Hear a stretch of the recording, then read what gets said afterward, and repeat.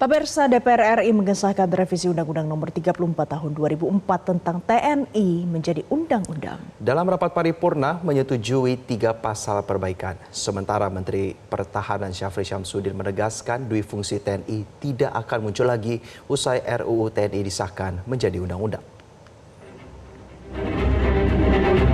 Apakah dapat disetujui untuk disahkan menjadi undang-undang? Rapat paripurna yang dipimpin langsung Ketua DPR RI Puan Maharani menyetujui revisi Undang-Undang TNI menjadi undang-undang. Di pihak pemerintah dihadiri Menteri Pertahanan Syafri Syamsuddin, Panglima TNI Jenderal Agus Subianto beserta Kepala Staf, serta Mensesnek Prasetyo Hadi. Ketua DPR RI Puan Maharani menepis kekhawatiran elemen masyarakat yang menolak perubahan Bele tersebut.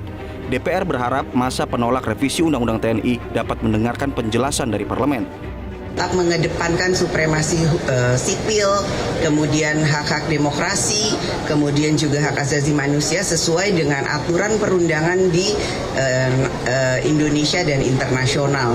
Jadi kami berharap dan menghimbau adik-adik mahasiswa yang saat ini mungkin masih belum mendapatkan penjelasan atau keterangan yang dibutuhkan, nanti kami siap untuk memberikan penjelasan bahwa apa yang dikhawatirkan, apa yang dicurigai bahwa ada berita-berita yang kemudian revisi Undang-Undang TNI ini tidak akan sesuai dengan yang diharapkan, insya Allah tidak.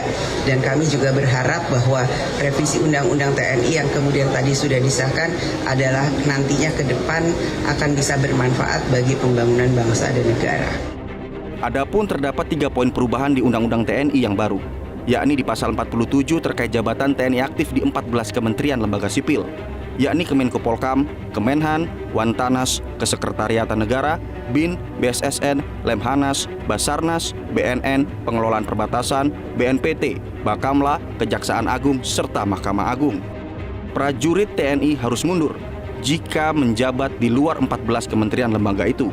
Selanjutnya terkait penambahan masa dinas pada pasal 53 revisi Undang-Undang TNI, usia pensiun untuk Bintara dan Tamtama yakni 55 tahun.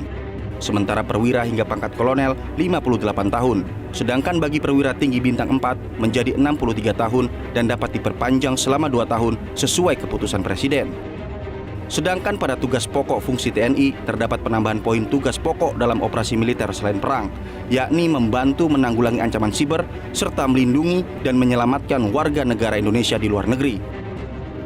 Sementara itu, Menteri Pertahanan Syafri Syamsuddin menegaskan tidak akan ada lagi wajib militer, kecuali para prajurit di akademi hingga komponen cadangan.